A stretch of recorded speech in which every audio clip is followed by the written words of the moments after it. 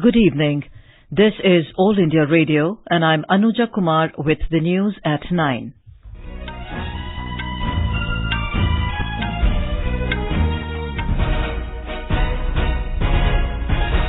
The headlines. Parliament passes the banning of unregulated deposit schemes bill. The bill to save gullible investors from ponzi schemes. Tiger population in India doubles 4 years ahead of 2022 deadline. 75% of world's tigers live in India, says Prime Minister. 3-day-old Yediyurappa government wins trust vote in Karnataka Assembly. Uttar Pradesh government decides for CBI probe into Unnao rape survivors' road accident. ISRO conducts Chandrayaan-2's orbit-raising manoeuvre, bringing it 3 steps closer to moon. And Indian cricket team to depart for West Indies tour tonight. The Parliament has passed the Banning of Unregulated Deposit Schemes Bill 2019, with the Rajya Sabha approving it unanimously today. The Lok Sabha has already passed the bill. The bill seeks to provide for a comprehensive mechanism to ban the unregulated deposit schemes other than deposits taken in the ordinary course of businesses and to protect the interest of depositors. Responding to the debate on the bill, Minister of State for Finance Anurag Thakur said, the bill, after becoming an act, will work as a crackdown on Ponzi schemes. Mr. Thakur said the bill will help protect the interests of poor people and their hard-earned money. He said depositors has been given a top priority in the bill. The minister said the problem of Ponzi schemes is across the country. Therefore, this bill will ensure no one can run away after taking money of the poor people. He also thanked the members of the House for supporting the bill. Earlier, speaking on the bill, Suresh Prabhu of the BJP said the government has to ensure that no one is taken for a ride. Supporting the bill, Derek O'Brien of the TMC said the bill will bring an end to the loot of people's hard-earned money done through Ponzi schemes. Manoj Kumar Jha of the RJD called the bill as a good move to deal with the Ponzi schemes.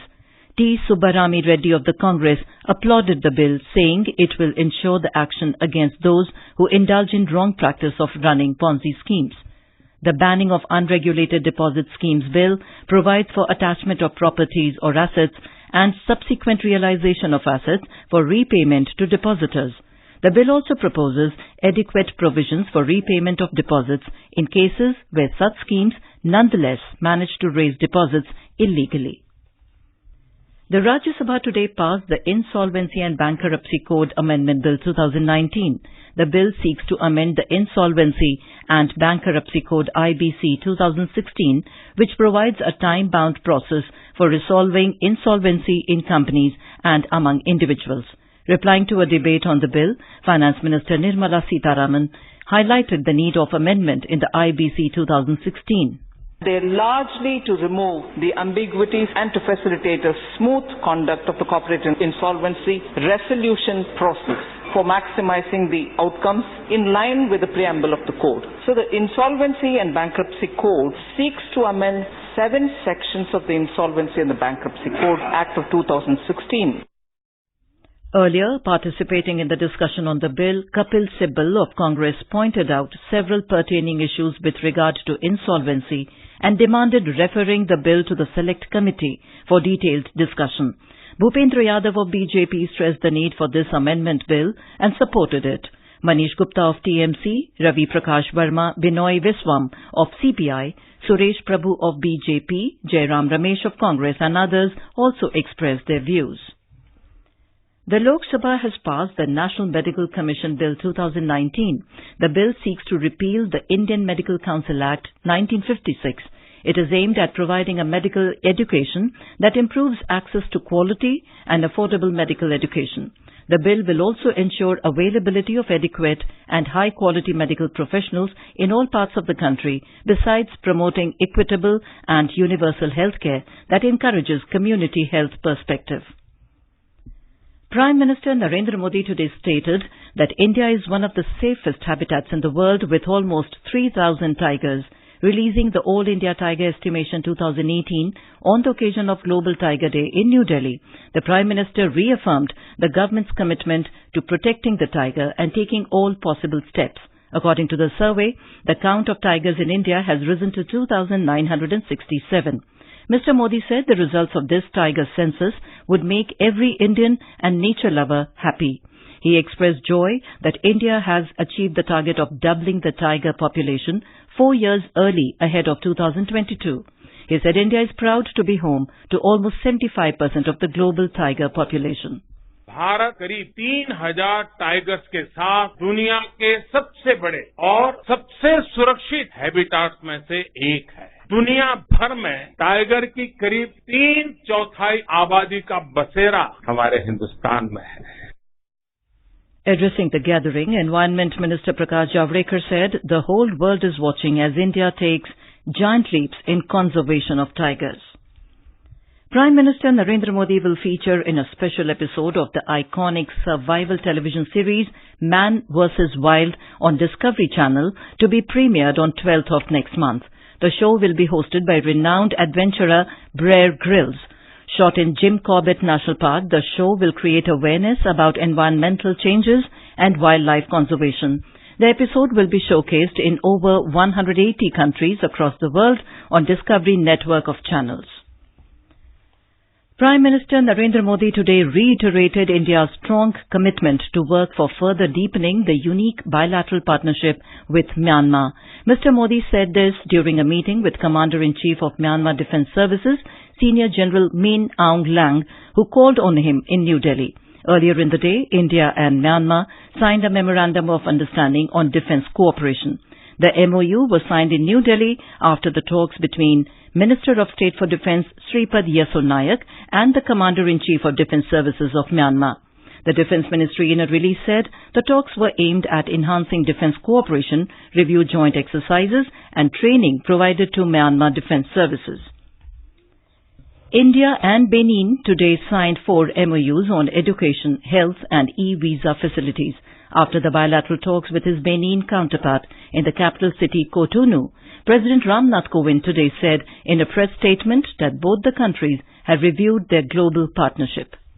To boost our economic partnership, we signed an agreement wherein India will help set up an export credit agency in Benin.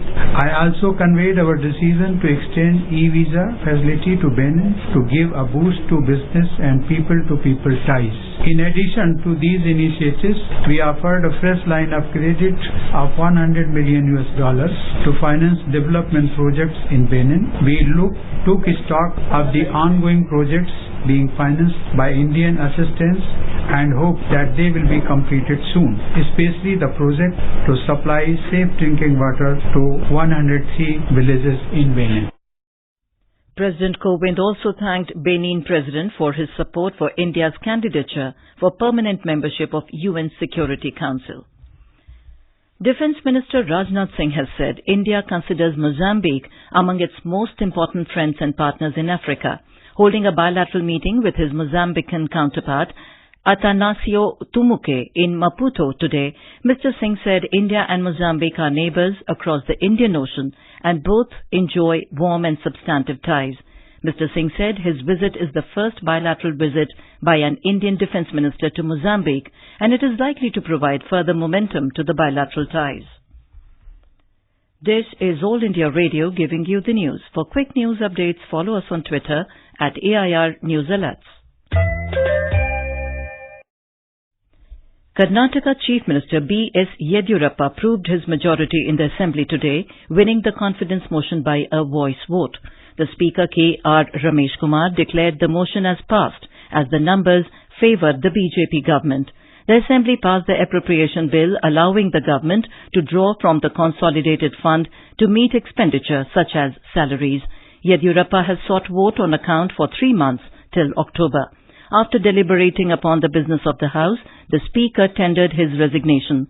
Before resigning, he appealed to the members to bring electoral reforms, have a relook at the 10th schedule and plug loopholes in the Representation of People's Act and Lokayukt Act. More from our correspondent.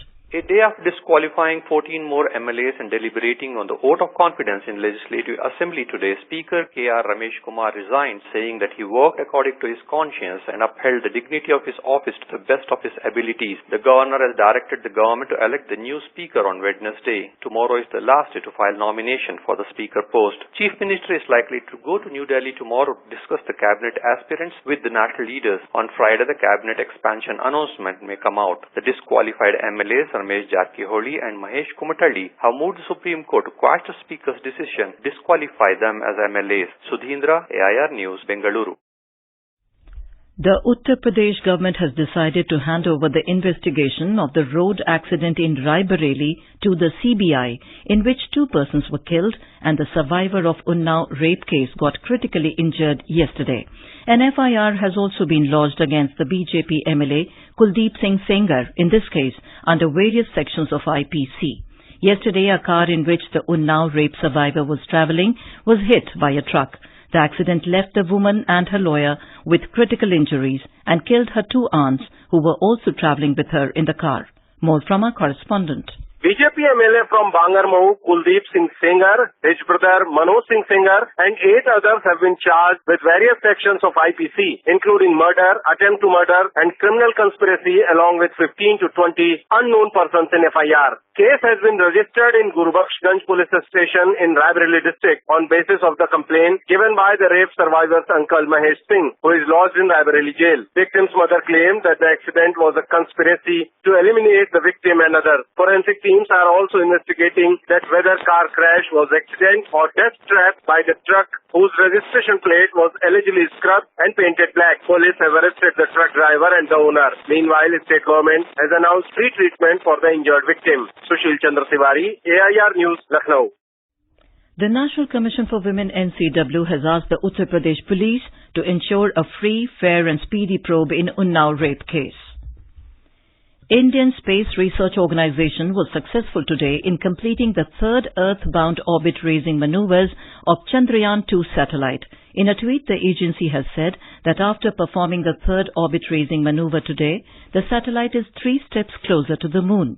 Chandrayaan-2, comprising of the orbiter, the lander Vikram and rover Pragyan, was launched by GSLV Mark III launch vehicle from Sriharikota on July 22nd.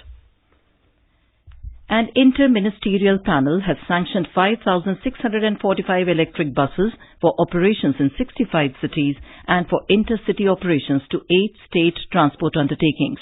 In a tweet, Niti Aayog CEO Amitabh Kant today said the decision will give huge impetus to automobile sector, clean up the cities and drive Make in India. Hundreds of people and political leaders bade tearful adieu to former Union Minister and senior Congress leader Sudhini Jaipal Reddy, who was cremated with full state honours in Hyderabad. He passed away yesterday in a hospital while getting treatment. Senior Congress leaders Ghulam Nabi Azad and Mallikarjun Kharge, among others, took part in the procession taken out for cremation. The Indian cricket team led by skipper Virat Kohli will leave for the West Indies tour tonight. India will play 2 test matches, 3 T20s and 3 ODIs during their month-long tour on the Caribbean islands starting from 3rd of August. It is the first overseas tour of the Indian cricket team after the World Cup. The News Services Division of All India Radio in its weekly bilingual live phone-in program Public Speak will bring you a discussion tonight on RERA, a game-changer in real estate market. This can be heard on FM Gold channel and additional frequencies from 9:30 p.m. Listeners can ask questions to the experts sitting in our studio on toll-free telephone number 1800-115767. You can also ask questions on telephone number 011-2331-4444. And now, before we end the bulletin, the headlines once again. Parliament passes the banning of unregulated deposit schemes bill. The bill to save gullible investors from ponzi schemes. Tiger population in India doubles 4 years ahead of 2022 deadline. 75% of world's tigers live in India, says Prime Minister. 3-day-old Yediyurappa government wins trust vote in Karnataka Assembly. Uttar Pradesh government decides for CBI probe into Unnao rape survivors' road accident. ISRO conducts Chandrayaan-2's orbit-raising manoeuvre, bringing it 3 steps closer to Moon. And Indian cricket team to depart for West Indies tour tonight. And that is all in the news at 9. Good night.